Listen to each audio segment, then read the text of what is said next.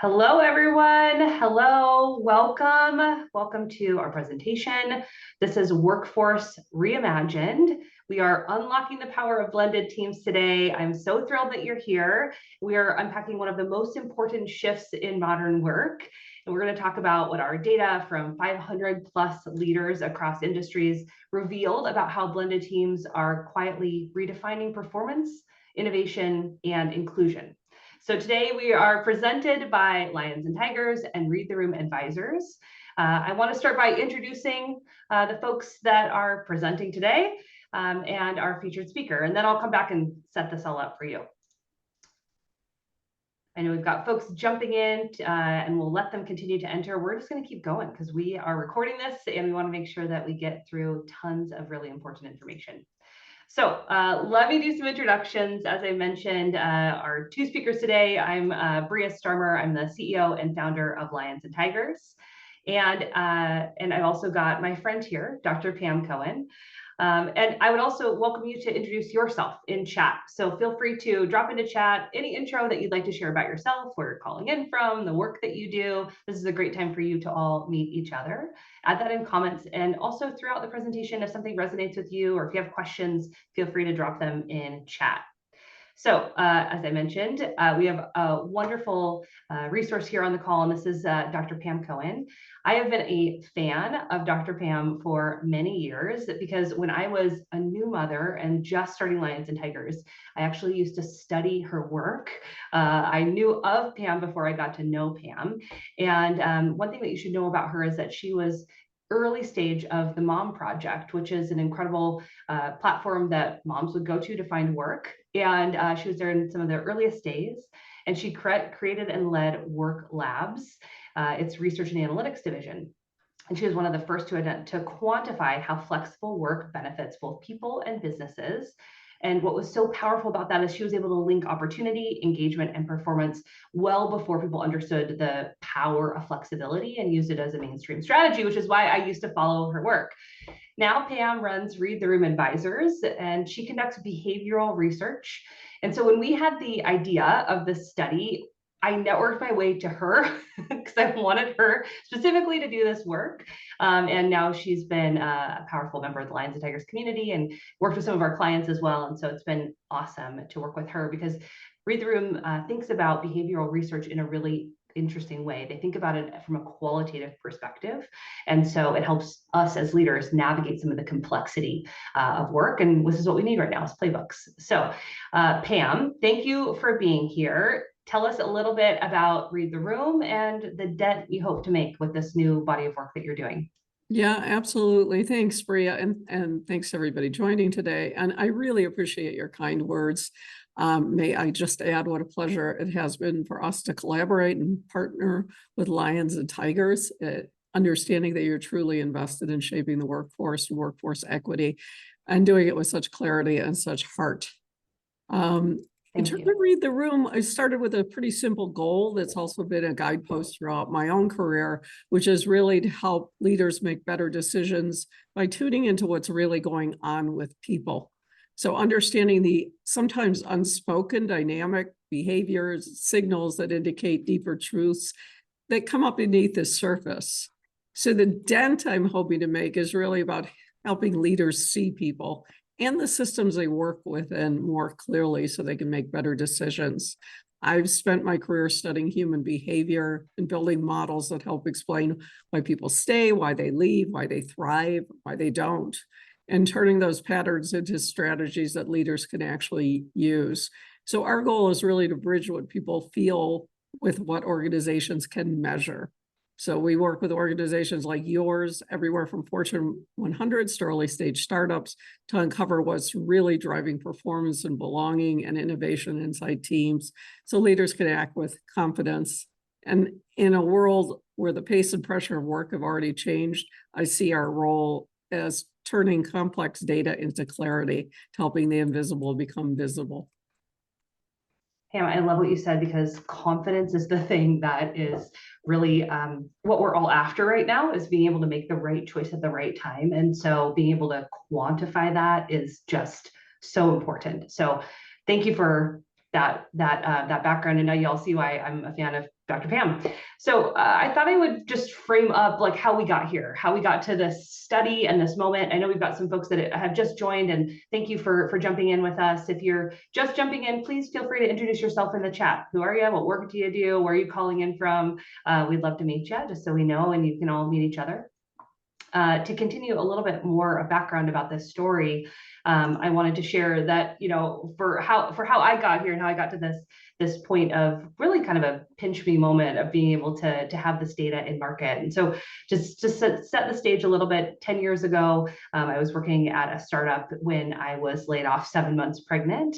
And it was a really pivotal time for me professionally, but also, in terms of building a family. And I looked around at work in my 7th month of pregnancy and faced a lot of discrimination at that time. I was the breadwinner for my family. I looked at work and I realized I could go all in and potentially face the motherhood penalty, where we lose 4% of our pay for every kid that we have. I now have 3. Or I could go all out and be like my peers in tech, where 50% of women are dropping out by the age of 35. Those solutions didn't look good to me. I didn't like either path. And so I stumbled my way into freelance work as a plan B because I needed to self-fund a maternity leave. And so I started billing 60 hours a week for my last 12 weeks that I had before the baby was born. And I joined what I now know is 50%, nearly 50% of the workforce that identifies as an independent worker. It wasn't on purpose. It was definitely on accident. But once I got here, I realized how powerful this model of work was, not just for me, but for millions of people who need flexibility for a myriad of reasons. And so I was really amazed by how this all clicked for me, the flex and access to work that I needed, but also my clients and all the folks that I was working with. And I saw really firsthand how they needed this flexible workforce, this fractional set of experts. And so Lions and Tigers was born 7 years ago.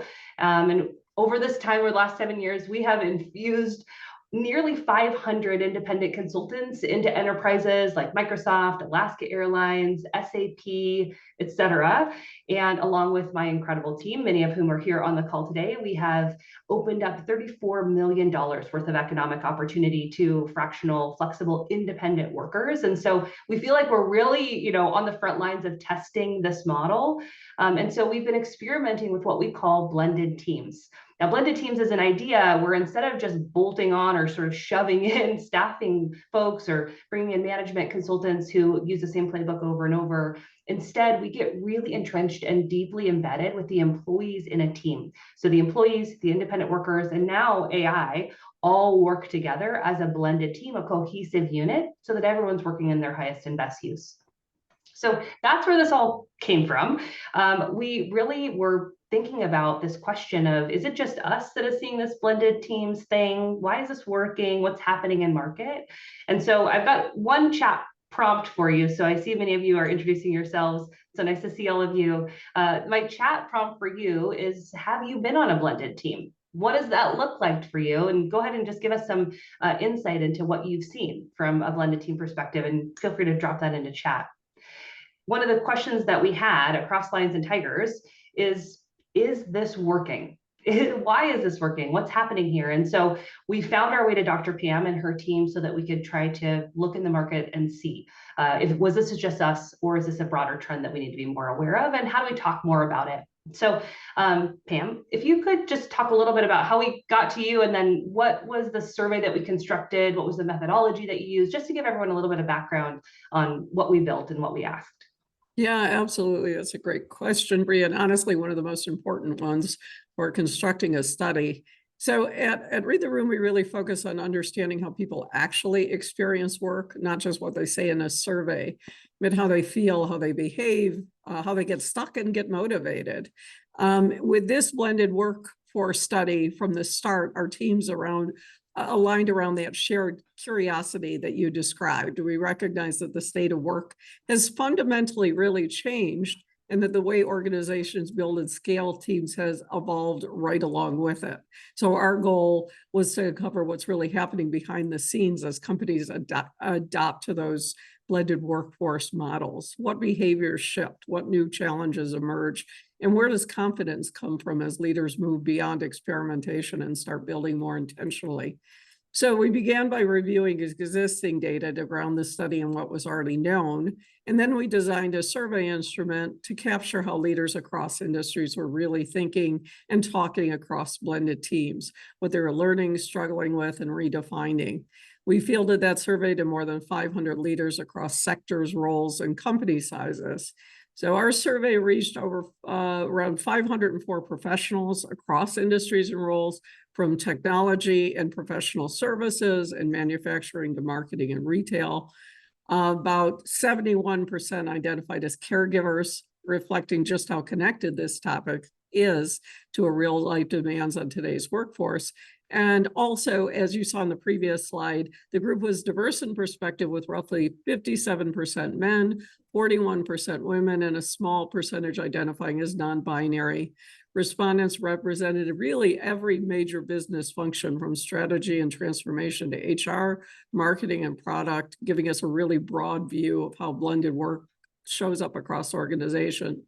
And then we layered in qualitative coding and behavioral analysis to uncover deeper patterns. It was incredible the way that people responded to this and shared their very passionate thoughts on this topic. I think we were all a little surprised by the fervor which we saw like this response come in, and what a confident set of data that we had to work from. And so I want to credit your team with just designing and doing an outreach that was really beyond our expectations. So thank you for this set of data. We're going to go through now a number of the trends that we saw coming out of that. And just so that everyone knows, this data is published. It's on our website. We'll make sure you have it all. But I wanted to make sure that we talk with Pam, really adding voice to what we heard in the study. But Pam, so before we get into the details of the study, I'm curious if there was some moment in the study when this felt and you realized that this was bigger than what we thought it might be.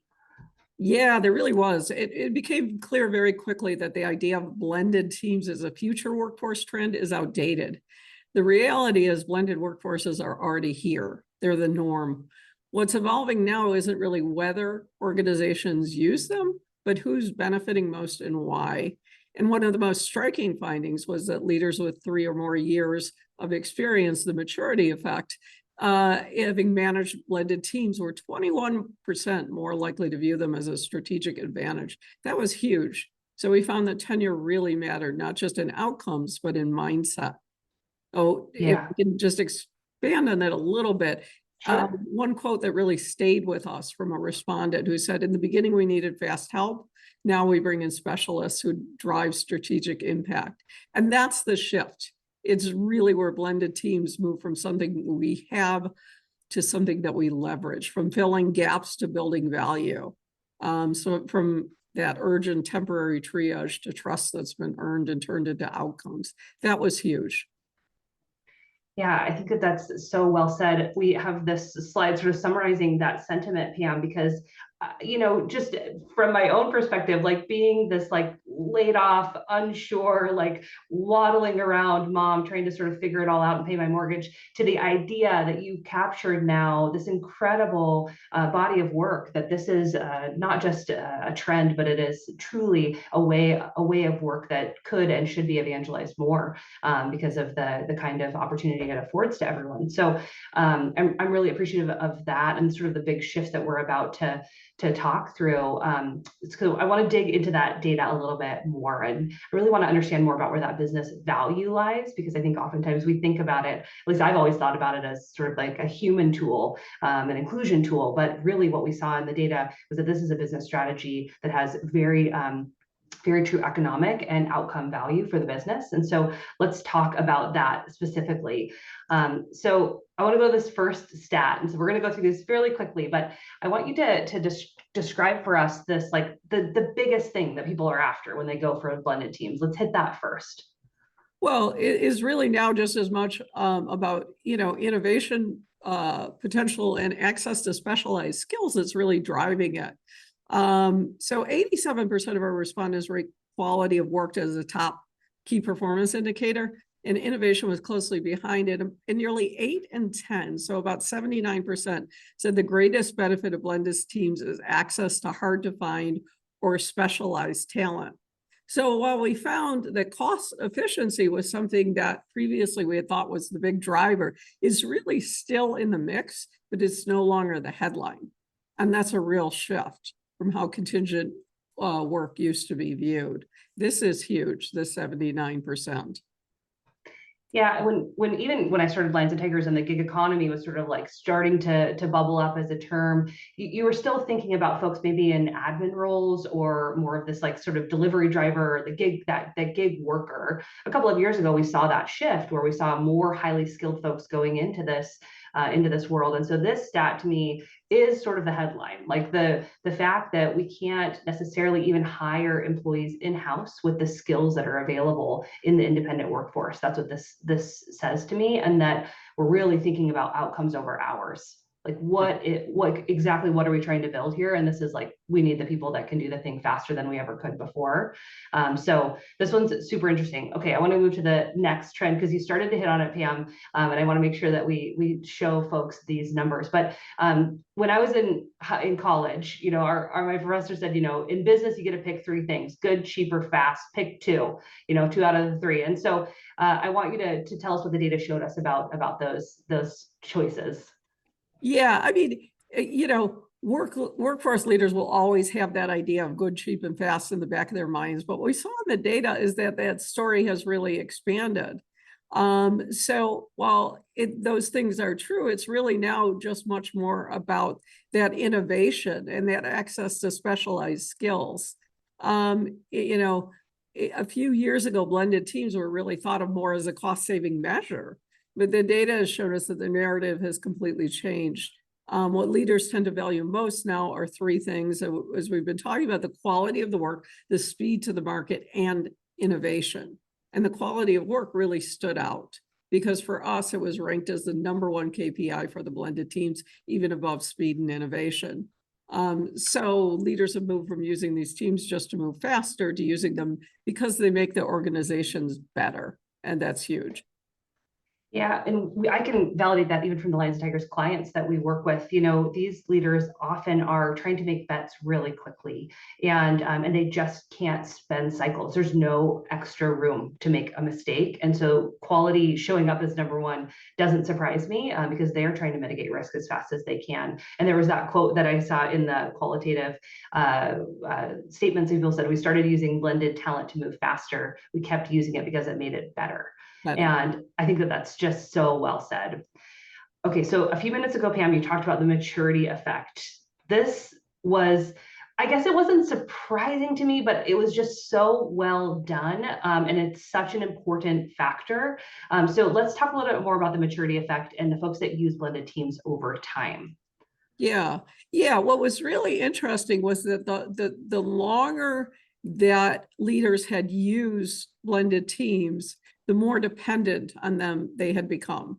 So while it started out with calls for cost efficiency, and we're going to use them because of this, but we're still nervous of how it's going to work out, really morphed over time into, we have complete confidence in these teams, and it makes our work better.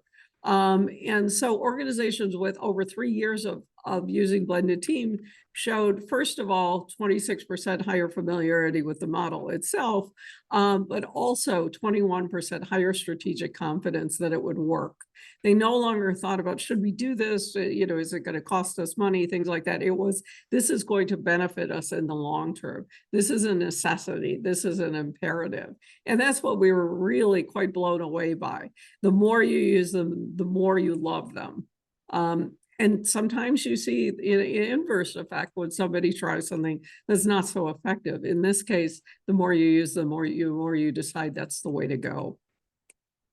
Yeah, and just again, from the Lions Tigers perspective, when we talk to a client that's new to using blended teams, there's a lot of education that goes into it. How do they think about putting folks in the right roles, trying to cohesively blend the team together, having a united mission? But certainly the folks that have been doing it for a long time, the directors, the GMs, the VPs that we've worked with over many, many years, we see that acceleration factor. So we're seeing it on the front lines. So to see it quantified here was like, hell yeah, like there it is, like the other folks agree. So that was a really amazing stat to pull. I want to pull in, there was a pre-submitted question from the audience I want to pull in, Pam, on this topic. And so the question was that the data suggests tenure is a stronger predictor of strategic competence in blended teams than company size, industry, or job level. And so this person wanted some clarification, requesting whether this refers to tenure of the blended team overall, the individual employee tenure, or another definition. Can you just make sure that's super clear? Yeah, that was really all about the tenure of the management of the leadership making the decisions around using blended teams.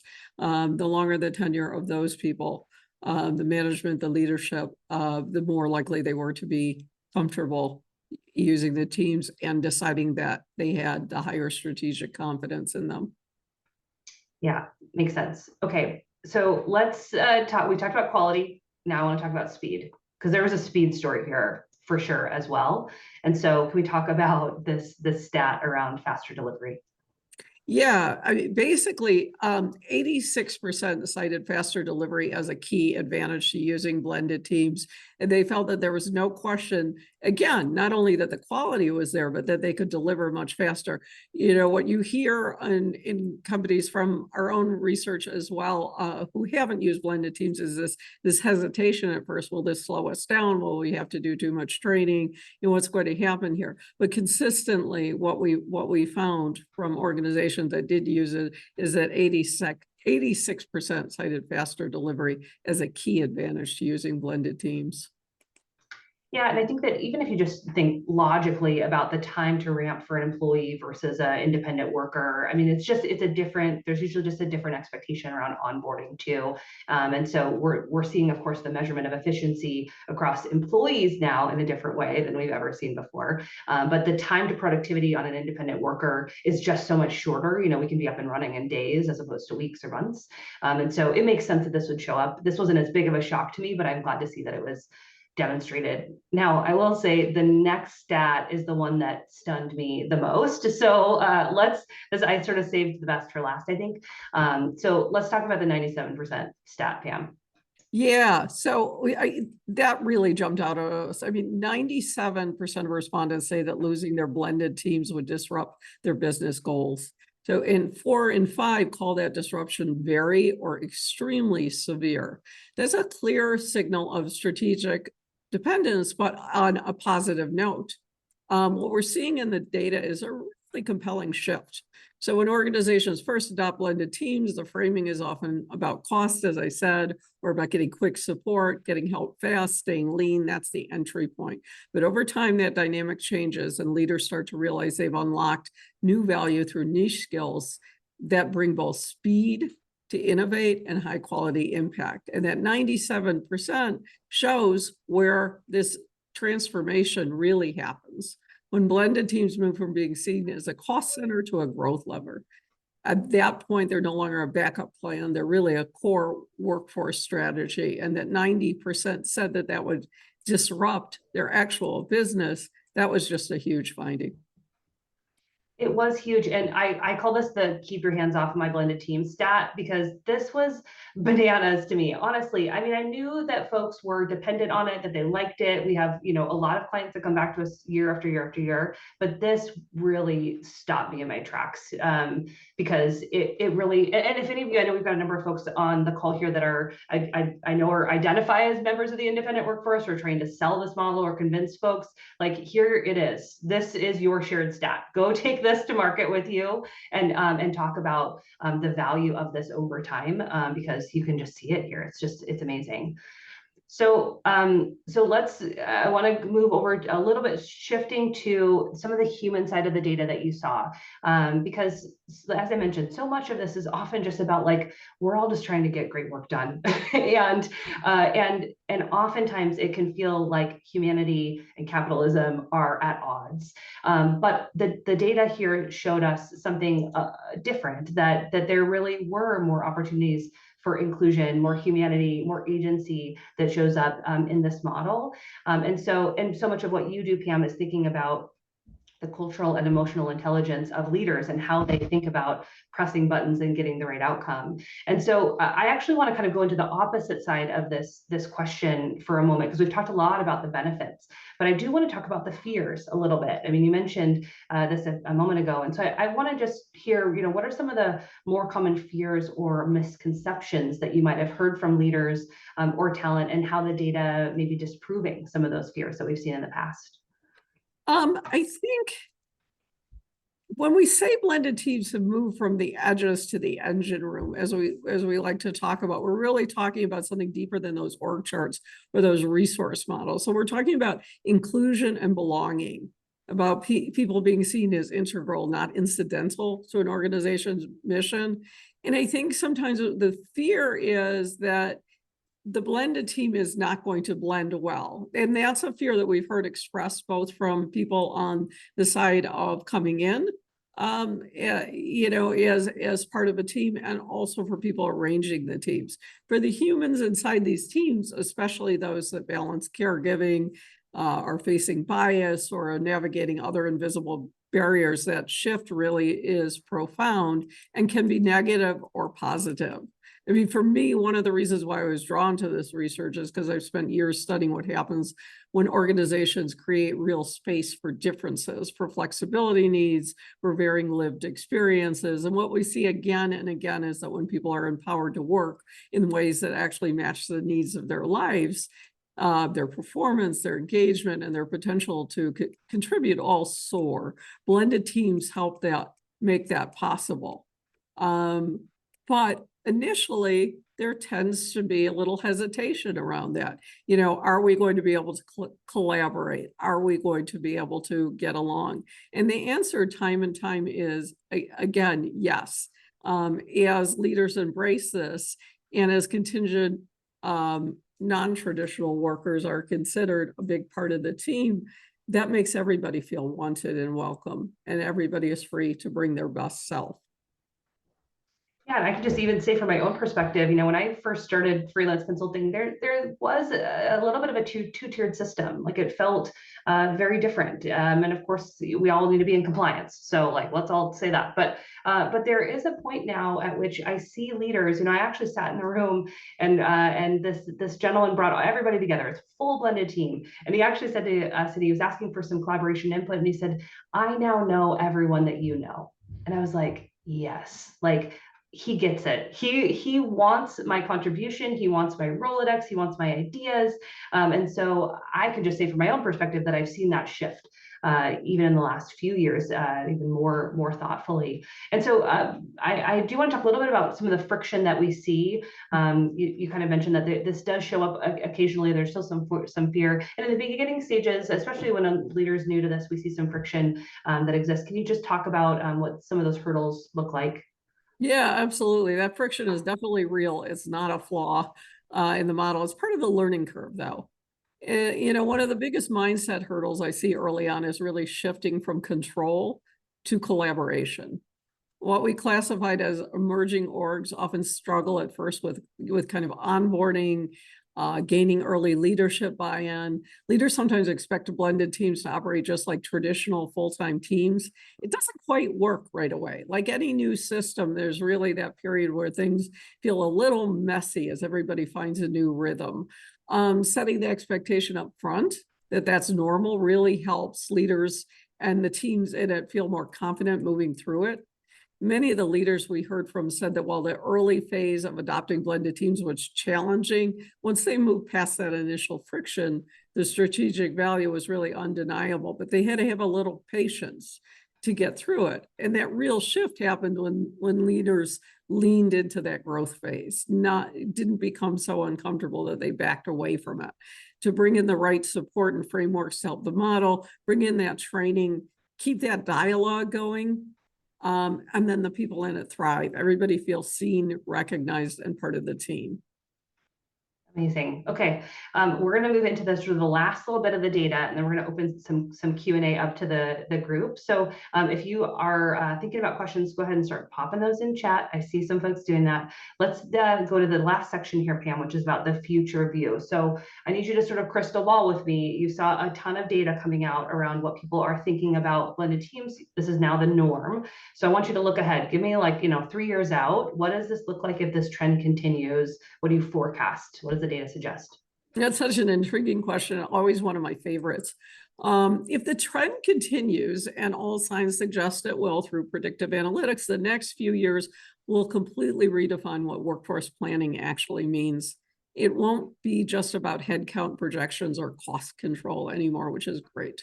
It will be about designing around humans, around their needs, their capacities, their ability to create value in more flexible and meaningful ways.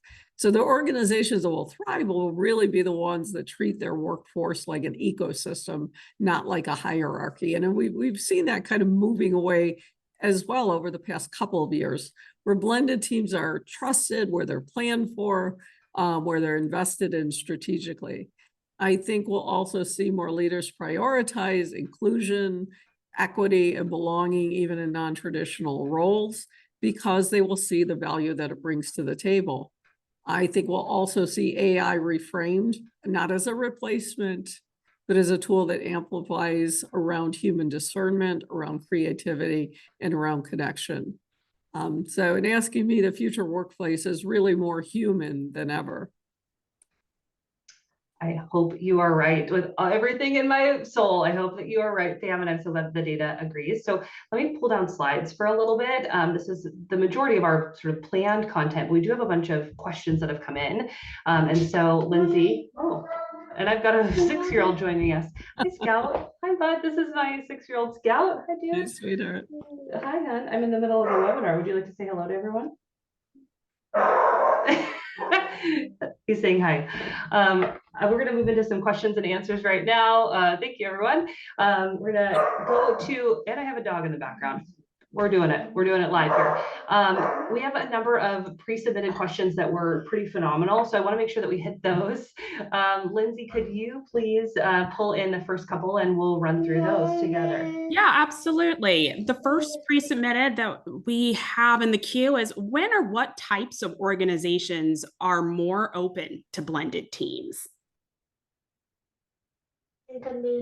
1 second. I've got a kiddo asking for some goldfish and some time together. Can you give me just 5 more minutes? Okay. Thank you, sweetheart. Okay. Lindsay, could you please repeat that question? Sorry about that. Absolutely. When or what types of organizations are more open to blended teams? Yeah, I mean, so Lions and Tigers specifically, we tend to focus in the enterprise. And the reason that we've done that is that we really understand the sort of infrastructure required for procurement. So we love to spend time in enterprise tech, in mid-market, and then also emerging into public sector has been a really new, interesting body of work for us. But I would say there is a ton of demand in the small business space, as well as startups. Lions and Tigers, in fact, is a small business, and we run a blended team. So we hire and bring in these sorts of folks across our business all the time. That's all done either through our TA team or through networking, frankly, people just reaching out to us and getting to know us. And that helps augment and run the operations of our business. But L&T as a business, we've really gone after this big, gnarly sort of enterprise space, because it's not easy to get in there. And, a freelancer can't just walk into Microsoft and say, hey, can I do work with you? There's a tremendous amount of work that has to happen on our side to hold security, insurance, like laptops, background checks, all of that. And so that's why we specialize in that space. But I would say there's market demand, and Pam, like, as you saw the data come out, I mean, she looked across industry segment function and saw a demand across any of those respondents wanting this kind of model. Pam, go ahead. Right. Interestingly, we saw no major differences by company size or industry and ultimate confidence levels, but the biggest differentiator was really experience. Again, as we've said, once leaders have a few cycles under their belt, the blended team shift from project fill-ins to core workforce lever. But in terms of, the early adoption, it really tended to start where speed and specialization mattered most. So like tech, digital transformation, compliance and product innovation projects. So beginning with like shorter term needs, and then as they see results, blended talent becomes that long-term strategy in any industry. Yeah, I want to comment too. I see Robert with a comment here in chat about, folks who have budget for W-2 but limited or no vendor budget. And I want to just have a moment for that, because it truly is client by client, individual by individual, what sort of budget levers they have. And we do see now some negotiation a little bit further up in the funnel, CFO level down, where they're thinking, instead of like, here's your headcount for W-2 and here's your vendor budget, some of that now is being negotiated higher up, as opposed to just being received down. And that's really, I think, the interesting trend here around how you can start to see blended teams showing up more thoughtfully as a workforce strategy, as opposed to just an outsourcing function, just a sort of an agency lever. So I do want to call that out. I will say there are just some clients that are a little bit of like cowgirl and cowboys, and they're just willing to go to bat for it in a different way. And those are the folks that we tend to be the most attracted to, is the folks that are willing to talk about this. It's not sort of a secret that that's how they're working, that they really want it as part of their leadership identity. And so those are the folks that we love to work with the most, because they're willing to be a little bit out over their skis. Okay, Lindsay, next question. Sure. This was more of a statement, and we're going to do a little bit of a translation here. So the statement was very interested in how we get more companies on board with blended workforces. I see the demand from the employees, but need them all on board. So the underlining question is, what will accelerate executive adoption and confidence in the blended workforces, given clear employee demand? Yeah, I love this question. So I was recently on a podcast from Paul Estes, and he asked a similar question. And so I think there's a few things that we have to take advantage of, trends that we have to take advantage of. Pam talked about pace. I now think of it as like a race. There is just not enough time to hire. The hire to productivity timeline is so short that we really have to take advantage of that, the sort of frenetic energy of needing to get to productivity as fast as possible. Also, the other interesting thing, we haven't really talked about AI a whole lot here today, but what you find too is that there are folks in the independent workforce that are higher skilled in AI than we have in-house. Like the folks Paul had told the story about how he felt like he was sitting in town halls and his skills were atrophying while the folks in the independent workforce were out skilling up. And so it was almost like, we need to get these folks in because they have an added advantage. And so I think that that's really interesting, and goes again back to Pam's finding around specialized skill. I would also say that, in the past, we have measured things like inclusion, and that was a really important lever for how we think about diversity of thought. And now we see organizations measuring efficiency. And so it's a different time. And so one of the implications for that is that this isn't workforce design as designed by CHROs. Now we're looking at a combination of CFOs, CHROs, and procurement coming together to think about workforce design. And that's sort of another tipping point that I want to call out. So those are a few of the trends that I think that we collectively, the folks that are in the zeitgeist and having these conversations daily, need to really be mindful of and figure out how we put that into the lens of what the pressures are that our clients are trying to, what they're up against and what they're trying to achieve. Okay, Lindsay, next question. Got it. Okay. How do you recommend people start to find blended or fractional work? What pathways exist today? Yeah, I get this question a ton at the bus stop, but also, walking around the halls at our clients. As a number of folks are thinking about exiting the full-time workforce. So there's a few things. I mentioned, one of the reasons I found and loved Pam was that she was working on a large marketplace called the Mom Project. So I would think about sort of marketplaces as one stopping ground. You've got Upwork, you've got Fiverr, you've got Mom Project, a number of these like very large marketplaces where you're able to go in and do transactional project-based work. There's also learning platforms. So Fractional People is one that I love. Indie Collective is another. These folks are focused on skilling up the independent workforce or connecting them in community. They've got a ton of resources where they're sort of sharing these opportunities together. I also think there's communities or sort of relationship brokers like the Lions and Tigers. I put us in that category. You have to have, we know folks, we know how business works, we bring those people together. There's tons of folks like us out there. Of course, I think we're a little unique, but lots of relationship brokers in that way. And then there's like traditional agencies and consultancies where they may sell out over their skis.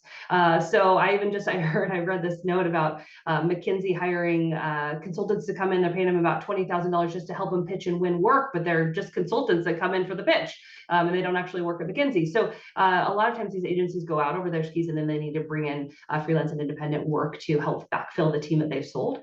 And then the last thing is just networking. When I was pregnant trying to find freelance contracts, I went back to employers I had worked with before. And so employers, folks that that know and I've worked with over my 20 decades of work, that's a really important source of leads to get started. I think that's always the most fertile ground to be able to begin this work.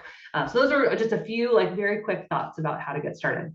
Pam, do you want to offer something? Yeah. Yeah, just that in framing your work and your talent, it's really about clarity of skills stories. So framing your expertise around outcomes rather than job titles, I think really makes a difference now as well. Organizations that are embracing blended talent, for what we've seen, are looking for people who can step in and drive impact fast. So leading with results and readiness, giving examples of how you were able to do that. And frankly, we've coached stay-at-home moms returning to work to talk about things that they've done, and arranging soccer teams while simultaneously doing the grocery list and managing bills and things like that. Those can be great stories as to how you can hit the ground running, or how you were able to get, from point A to point B in 5 minutes when it really should have taken a half an hour. Those kind of stories really are very impressive when you're talking about, I can join this team, I can hit the ground running, and here's why you want me, as opposed to somebody who just had a particular job title. I love that, Pam. Thank you for that coaching. I think our talent advocacy team would agree with you a ton. Okay, Lindsay, I think we might have time for one more question. Okay. Jocelyn's got a heart on that. One more question, and then I'll make sure that we get all the resources to everybody. Fantastic. I'm actually going to take one from the chat from Robert. Okay. To what extent do employers choose blended teams based on scalability? For example, you bring on this expert into your team on a per project basis, and you stop paying when you don't need their help as much or as often. So it's versus hiring a traditional W-2. Oh yeah, often. Pam, I don't know if there's if we have to a specific answer on that, but at least from L&T, it's often, very often, they either want an added capacity for a sprint. They're testing something out. So it's new product market fit, new go-to-market, a skill that's on outside of edge of what we have in-house. Or we're trying to mitigate risk, I'm not sure. Or it's a function that is it's not necessarily something that they want to hold on staff. So we have a whole budget management team, for example. They're just a line item that sits within the team's budget, and then they just manage the budgets on behalf of the team. They're not FTEs of that org, because they don't hold strategic importance over how that team builds product. They're more of an admin function for the org. So yeah, I would say that's pretty often, Robert. That's a really good question. Very good use case. Pam, anything to add on that? No, it certainly comes up as sort of one of the top areas, not at the top three, but definitely one of the top areas that we hear about. But, as you said, it really, organization dependent, and absolutely very critical. I often tell the story that, I would never have been laid off if they would have done workforce design with a blended team, because we would have been on a contract, I would have been in a new testing of a new product that was not well defined, and it would not have been a layoff. It would have been the conclusion of a contract. So anyway, there's just lots of ways to think about this. I know that we were fast and we were moving through this data. There's just so much to talk about, Pam. We could have been going all day, but I want to make sure that we close this off with everyone, and that we get everyone the resources that you need to continue the conversation, because this is your data too. I would love for you to take this, to embody this, to bring this into the way that you think about building teams, how you think about selling yourself, how you think about talent in a more flexible way than the way that we inherited. And so we will make sure that we send out a link to this recording, link to the summary report, the full data that you can use and take into your boardrooms. And also, if you want to stay connected to Lions and Tigers, if you are interested in working here, taking on projects with us, we've got the link in here for you to go to our Join Us page. If you'd like to bring us into your organization, if you want to have Pam come into your organization, or members of our team, or help you think about building blended teams email let's go at lions-tigers.com. We'd be happy to talk with you.